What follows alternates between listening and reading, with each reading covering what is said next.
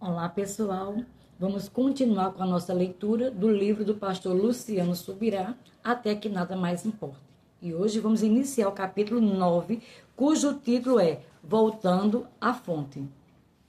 Quem não faz da oração um importante fator em sua vida é fraco na obra de Deus e impotente para projetar a causa de Deus ao mundo. E. M. Boldes. Em janeiro de 1995, tive uma experiência inesquecível, seguida de um aprendizado muito marcante. Eu estava no ministério pastoral havia 1 ano e alguns meses e tirando minhas primeiras férias. Estive no ministério itinerante por quase 3 anos antes de assumir o pastorado em uma igreja local. Um dos compromissos que assumi com a liderança de nossa igreja, junto com o restante da nossa equipe pastoral, é que aceitaria e respeitaria a norma já estabelecida pela igreja de tirar 1 mês de férias a cada ano corrido. Embora, vale dizer que na época, e tenho pena de mim quando recordo isso, eu achasse desnecessário tirar férias. Eu ainda era solteiro e muito novo. Estava com apenas 22 anos de idade nessa ocasião. Acabei aceitando tirar 3 períodos de 10 dias para não me ausentar muito do rebanho e decidi que aquelas férias seriam só da rotina de trabalho na igreja local e não do ministério. Então, agendei compromissos de pregação em várias igrejas de pastores amigos, a maioria no litoral de Santa Catarina. A escolha do local foi estratégica porque, na minha opinião, é lá que estão as melhores praias do sul do país. Convidei outros 2 amigos também solteiros a me acompanharem na viagem. Disse a eles que nos divertiríamos de dia e à noite serviríamos às igrejas daquela região. Meu plano parecia fantástico. Eu era jovem demais para conseguir valorizar o descanso. Lembro-me de que, quando cheguei a uma daquelas cidades litorâneas, já fui avisando ao pastor amigo que nos hospedou a maior parte daqueles dias. Desta vez, não espere que eu fique trancado no quarto orando a maior parte do dia. Estou de férias com os amigos e vamos para a praia todos os dias. Já estou sacrificando as minhas noites de férias para servi-los. Então, por favor, não me exija mais do que isso. Ele não apenas concordou comigo, como disse achar muito justo. Seguimos com um plano a cada dia daquele período, valorizando as praias, os passeios e toda a diversão que conseguimos incluir. Durante as noites, vivemos o melhor daqueles dias. A glória de Deus se manifestou, a palavra fluía e tocava as pessoas de maneira impactante. Provamos do mover do Espírito, curas e manifestações dos dons. Algumas dessas igrejas eram ligadas. Então, à medida que havia testemunho das intervenções de Deus, alguns irmãos das igrejas das cidades vizinhas começaram a frequentar as outras reuniões também, o que fez com que a frequência aumentasse a cada dia. Tudo seguia bem por 8 dias. No 9º dia, fomos à praia e passamos o dia todo desfrutando das nossas férias. Ao final da tarde, lembro-me de que o pastor nos chamou para voltar para a casa dele, onde só teríamos tempo de nos banhar e nos vestir adequadamente para o culto. De repente, ao sair de dentro da água, comecei a passar mal. Era uma dor de cabeça sem igual. Não me lembro de ter sentido algo assim antes nem depois daquele dia. Além da dor e de um mal-estar físico em todo o corpo, algo pareceu acometer meu estado emocional e subitamente a alegria e o prazer de viver pareciam ter desaparecido. Queria orar contra aquilo, mas não conseguia. Penso que essa foi a pior parte do que experimentei naquele dia. Era uma desconexão com Deus e o céu como nunca eu havia provado. Meu mundo deixou de ser colorido e ficou preto e branco em fração de segundos. Quando entramos no carro, eu desmaiei. Meus amigos acharam que eu apenas tinha caído no sono. Recobrei a consciência quando estávamos chegando na casa do pastor e, além do mal-estar completo, em meu espírito, alma e corpo, eu estava apavorado com aquilo tudo que estava acontecendo, principalmente por não fazer ideia do que se passava. Ao entrar no quarto em que eu estava hospedado, simplesmente me lancei na cama sem tomar banho ou mesmo trocar de roupa. Eu não gostaria que alguém hospedado em minha casa, por mais amigo que fosse, se jogasse na cama ainda sujo de areia e com sal no corpo e na roupa, mas foi o que eu fiz. Enquanto todo mundo corria para se arrumar em tempo recorde, eu mal conseguia me mexer naquela cama. Era uma sensação de morte muito forte. Parecia que, inexplicavelmente, minha vida estava acabando de uma hora para outra. Nunca senti nada assim antes nem depois daquela ocasião. Recordo-me que o pastor entrou em nosso quarto para nos apressar, de modo que não nos atrasássemos para a reunião, e, surpreso, me encontrou naquele estado. Você ainda não se arrumou? Perguntou ele quase indignado, e emendou. Nós vamos acabar atrasando. Eu respondi de pronto. Não, eu não vou me atrasar, porque atrasar significa chegar à igreja depois do horário do início da reunião. Então, acrescentei a frase que gerou nele uma cara de espanto, quase de desespero. Eu não tenho condições de ir a lugar nenhum. Não consigo sequer me levantar desta cama para tomar banho. Ainda me recordo do final daquela conversa. Seria cômico se não houvesse uma pitada de tragédia em meu estado. E o que digo para toda aquela gente que estará lá esperando que você ore por cura? Eu respondi de forma curta e direta. Diga que o ministro de cura não pode comparecer porque ficou doente. Ele saiu do quarto meio atordoado e os 2 colegas que me acompanhavam naquela viagem foram saindo junto com ele. Protestei. Estou quase morrendo e vocês vão me deixar sozinho aqui? Na hora de desfrutar dos bons momentos, vocês foram parceiros e agora, quanto mais eu preciso de ajuda, simplesmente se vão. Fiquem aqui e orem comigo. Eles decidiram ficar e orar por mim, o que fizeram fervorosamente. Clamaram ao Senhor em meu favor por muito tempo, embora eu não saiba precisar exatamente quanto tempo foi. Sei que na primeira meia hora aproximadamente eu não sentia nada. Meu coração estava empedernido. Eu não conseguia orar com eles, tampouco acreditar que algo poderia acontecer. Parecia que toda a minha fé simplesmente tinha ido embora quando saí daquela praia. Mas eles persistiram e batalharam em oração até que, em algum momento, algo aconteceu. Parecia que alguém derramava sobre mim algo semelhante ao mel. Não consigo explicar. Era como se, falando em termos de consistência, um grande pote de mel estivesse sendo derramado sobre o meu corpo. Era grosso e denso, não como um líquido qualquer, e tampouco como óleo. Eu não via nada em meu corpo, mas sentia aquilo derramado de forma muito nítida. De repente, a glória de Deus me envolveu. Dei um pulo daquela cama e em fração de segundos eu estava novamente me sentindo bem no meu corpo, em minhas emoções e no meu espírito. Meu mundo voltou a ficar colorido e eu fui cheio do Espírito Santo. Se por um lado, o que até então eu sentia era singularmente trágico, por outro, o que experimentei depois foi singularmente glorioso. Minha primeira reação, quando percebi minha completa restauração, foi pensar: vou correr para tomar um banho, me arrumar e ir para a igreja. Mesmo que não dê tempo de pregar, ainda posso orar pelos enfermos no final. E nesta hora, para minha grande surpresa, o Espírito Santo falou em meu coração: você não vai a lugar nenhum. O que você precisa agora é entender o que aconteceu e porquê de tudo isso. E foi nesse momento que os meus olhos se abriram para entender a exposição bíblica que reproduzo a seguir. O desgaste da batalha. Super-herói espiritual não existe, pois todos nos cansamos, temos limites. A razão pela qual o Senhor instituiu o descanso é que precisamos dele. Embora inicialmente apresentemos relativa dificuldade para aceitar, o tempo e a experiência nos mostram que este é um fato.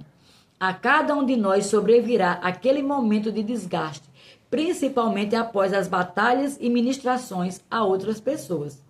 Mesmo quando ministramos no poder do Espírito, nos cansamos. Não sentimos isso enquanto estamos sob a unção, mas quando ela se vai, É aí que percebemos quão limitados somos.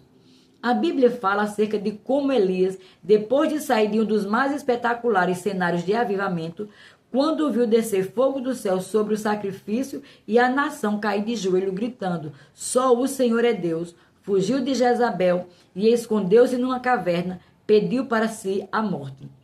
O que houve com o profeta? Ele vivenciou o que classifico como ressaca ministerial. Embora a primeira ideia sobre ressaca seja de alguém que estava sofrendo do abuso do álcool, há outros conceitos englobados nessa palavra. Podemos falar da ressaca muscular, de quem abusou dos exercícios no dia anterior, ou do mar agitado como consequência do mau tempo. Em todos esses exemplos, encontramos uma consequência de algum tipo de exagero ocorrido. Foi o que eu experimentei naquele dia, quando passei tão mal na praia, e detalharei melhor o ocorrido depois de falar sobre outro texto bíblico acerca disso. Há um exemplo nas Escrituras que se enquadra perfeitamente nesse contexto do desgaste da batalha, da ressaca ministerial. É o caso de Sansão. Observe o que ocorreu com ele numa ocasião em que experimentou uma poderosa manifestação de Deus. Quando ele chegou à lei, os filisteus lhe saíram ao encontro jubilando. Então o Espírito do Senhor se apossou dele e as cordas que lhe ligavam os braços se tornaram como fios de linho que estão queimados do fogo, e as suas amarraduras se desfizeram das suas mãos. E achou uma queixada fresca de jumenta, e estendendo a mão, tomou-a e com ela matou 1000 homens. Disse Sansão: com a queixada de um jumento, montões e mais montões. Sim, com a queixada de um jumento, matei 1000 homens. E acabando ele de falar, lançou da sua mão a queixada e chamou-se aquele lugar Ramá-lei. Juízes 15, verso 14 ao 17. É importante lembrar que Sansão não possuía nenhuma força descomunal, a não ser quando o Espírito de Deus se apossava dele. Salvo essas ocasiões, era um homem normal. Depois de ter sido usado poderosamente pelo Senhor, a unção se retirou dele, mas deixou um saldo de grande desgaste. Ou seja, aquela força que havia se manifestado não era dele, mas o corpo sim. Portanto, quando a força se foi, restou o cansaço. Seria muita ingenuidade de nossa parte supor que jamais poderíamos experimentar o mesmo. Muitas vezes, depois de vencermos o inimigo externo, descobrimos que não podemos lidar com a nossa própria limitação. Foi o que ocorreu com o juiz israelita. Depois, como tivesse grande sede, clamou ao Senhor e disse: pela mão do teu servo, tu deste este grande livramento, e agora morrerei eu de sede, e cairei nas mãos destes incircuncisos? Então o Senhor abriu a fonte que está em lei, e dela saiu água, e Sansão, tendo bebido, recobrou o alento e reviveu, pelo que a fonte ficou sendo chamada em Acoré, a qual está em Lei, até o dia de hoje. Juízes 15, do verso 18 ao 19. O corpo de Sansão quase sucumbiu, pois o esforço de matar e empilhar e contar aquele 1000 homens foi muito grande. A Bíblia diz que o desgaste foi tamanho que ele quase morreu de sede. Veja bem, podemos extrair uma outra lição do ocorrido. Existem 2 níveis de unção, a externa e a interna. A unção externa é aquela em que o Espírito Santo vem sobre nós. Esse tipo de unção nos leva a fazer alguma coisa para Deus. Jesus disse: o Espírito do Senhor está sobre mim, pelo que me ungiu para. E então segue-se uma lista das coisas que essa unção sobre ele o levaria a fazer para Deus. Lucas 4:18. A unção interna é aquela em que o Espírito Santo flui em nós, do lado de dentro. Esse tipo de unção está relacionado com o que Deus faz por nós. O apóstolo João escreveu em sua epístola acerca da unção que recebemos do Espírito Santo que permanece em nós e nos ensina todas as coisas. 1 João capítulo 2, verso 27. Em suma, com um tipo de unção, fazemos algo para Deus. Com o outro, Deus é quem faz para nós. Sansão descobriu que experimentar somente a unção externa e vencer o inimigo não é suficiente, pois para vencer o desgaste resultante da batalha, a sede que quase o matou, é preciso uma fonte, e isso fala da unção interior que refrigera. A fonte do que clama. A fonte que Deus abriu ganhou o nome em Acoré, que significa a fonte do que clama, pois foi em oração que Sansão a alcançou. Certa ocasião, enquanto eu estava meditando nesse texto bíblico, ocorreu-me que Deus não abriu a fonte para Sansão apenas porque ele necessitava disso. Esse juiz de Israel estava a ponto de morrer de sede, mas não foi sua necessidade que gerou a intervenção divina, foi o seu clamor. Semelhantemente, cada um de nós precisa dessa fonte que só pode ser experimentada mediante a oração. Somente essa fonte pode nos proporcionar refrigério e descanso quando nos encontramos cansados da batalha. E o que simboliza esta fonte? Sabemos que ela é ativada pela oração e não pela necessidade. Mas o que exatamente é ativado quando oramos? Um dos símbolos do Espírito Santo na Bíblia é o de uma fonte. Ora, no último dia, o grande dia da festa, Jesus se pôs-se em pé e clamou, dizendo: Se alguém tem sede, venha a mim e beba. Quem crê em mim, como diz as Escrituras, do seu interior correrão rios de água viva.